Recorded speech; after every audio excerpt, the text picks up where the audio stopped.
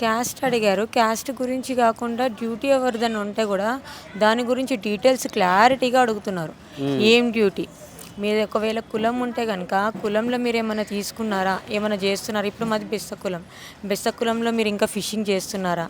చేస్తే దాని నుంచి మీకు ఏమైనా జబ్బు వచ్చిందా, మీకేమైనా ప్రాపర్టీ వస్తుందా, దాని గురించి రోగాలు కూడా అడుగుతున్నారు. దాని గురించి ఎన్ని డీటెయిల్స్ అడుగుతున్నారు. మ్యారీడ్ అయితే లవ్ మ్యారేజా, అరేంజ్డ్ మ్యారేజా, ఇది కూడా అడుగుతున్నారు. ఇంకేవేవో ఉన్నాయి అందులో. టోటల్గా 56 క్వశ్చన్స్ ఉన్నాయి మొత్తానికి. పాపం నింపడానికి కూడా మాకు నిన్న 2-3 అవర్స్ పట్టింది.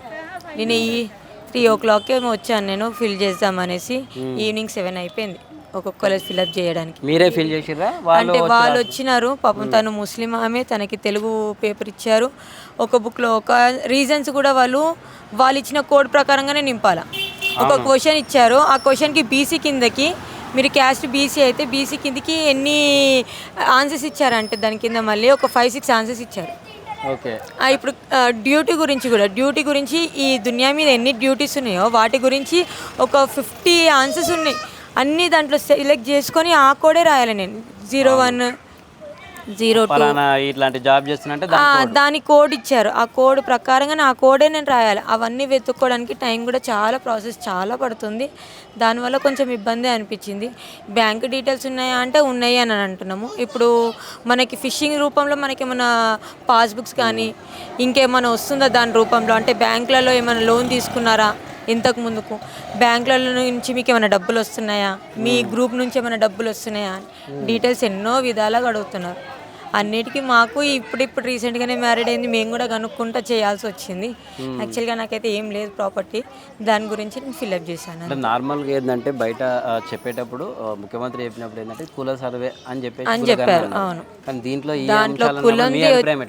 కులంది ఉంది కానీ ఇంకా చాలా డీప్గా డీటెయిలింగ్ అడుగుతున్నారు. దాని ప్రకారంగా వాళ్ళు అడిగిన దానికి మన దగ్గర ఏం లేదు కాబట్టి మనం భయపడకుండా ఇవ్వడం ముఖ్యం అని చెప్పి ఇచ్చాము మేము. అంతే. ఇంకా మిగిలిన వాళ్ళైతే ఎవరు ఫిల్అప్ చేయలేదు. నేను ఈ ఆంటీ ఇద్దరమే ఫిల్అప్ చేసాము. ఇంకొక ఆంటీ ముగ్గురం ఫిల్అప్ చేసాము. గతంలో ఇదే టైపు ప్రజాపాలన దరఖాస్తులు నింపాము. అప్పుడు చేసాము. దానికి ఏం లేదు. నాకు యాక్చువల్గా మ్యారేజ్ ఇప్పుడు KTS రేషన్ కార్డు లేదు. దానికి కేవలం రేషన్ కార్డు వస్తుంది అని చెప్పేసి ఫిల్అప్ చేయడం. అందులో పథకాలకు కూడా అన్నీ రాశాను. అప్పుడు కూడా మహాలక్ష్మి పథకం అన్నీ ఏం లేదు. కరెంట్ బిల్లు లేకపోతే ఈ గ్యాస్ కూడా నా దగ్గర రేషన్ కార్డు లేదు. First of all ration card వస్తేనే అవన్నీ అమలు అవుతాయి. నా దగ్గర మెయిన్గా రేషన్ కార్డే లేదు. అందుకే నాకేం రాలేదు ఇంతవరకు. అయ్యో, అంటే ఇప్పుడు అందులో రేషన్ కార్డు కూడా ఒకటి ఉండే చేశాను. అది వస్తేనే కదా ఇప్పుడు నాకు మిగిలినవి వచ్చేటివి. ఫస్ట్ రేషన్ కార్డు నుంచి స్టార్ట్ చేస్తే నాకు కొంచెం లాభం ఉంటుంది. ఏం లేవు నాకు ఇప్పటికి. అంటే ఓవరాల్గా ఎట్లా అనిపిస్తుంది ఎలక్షన్ టైంలో ఇచ్చిన హామీలు కావచ్చు? ఇప్పుడు ఏముందంటే యూజ్ చేసే వాళ్ళు యూజ్ చేసుకుంటున్నారు అంతే. ఉన్న వాళ్ళు కూడా యూజ్ చేసుకుంటున్నారు. కానీ ఇప్పుడు లేనిదని ఇప్పుడు నాలాంటి వాళ్ళము మేమేం చేయలేకపోతున్నాం కదా. నాకు యాక్చువల్గా వచ్చేది ఎంత, ఒక 12,000 ఏమో శాలరీ వస్తుంది. మా హస్బెండ్కి 3 పిల్లల్ని వేసుకొని ఉండాల్సి వస్తుంది. అందులో ఒక కరెంట్ బిల్ కానీ గ్యాస్ కానీ. ఇప్పుడు గ్యాస్ కూడా నాకు ఎక్కడి నుంచి వస్తుంది? రేషన్ కార్డు ఉంటేనే కదా నాకు వచ్చేది. ఏ దానికి నాకేం యూజ్ చేయట్లేదు. నేను యూజ్ చేసుకునే వాళ్ళు చేసుకుంటున్నారు. చేయని వాళ్ళమైతే మేము వేస్ట్గానే ఉంటున్నాం కదా. అట్లా నాలాంటి వాళ్ళు ఎంతోమంది ఉన్నారు నా వెనకాల. అదేదో రేషన్ కార్డు నుంచి స్టార్ట్ చేస్తే బెనిఫిట్స్ ఉంటాయి మాకు కూడా అని మా ఆలోచన. ఓకే, ఇప్పుడు సమగ్ర సర్వే నింపారు కాబట్టి ఇప్పుడు హోప్ ఉందా? ఉంది. అది ఎప్పటి వరకు వస్తుందో, మా పిల్లల వరకు వస్తుందేమో, వాళ్ళ వరకు అన్నా వస్తే చాలు అన్న హోప్ తోటే ఉంటున్నాం. కానీ ఇంకేం లేదు దాని గురించి.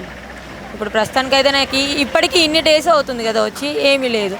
ఇంకా వాళ్ళ వరకు అన్న ఫ్యూచర్కి ఉంటుంది కదా అని చెప్పేసి ఉద్దేశంతో ఫిల్అప్ చేసాం అంతే.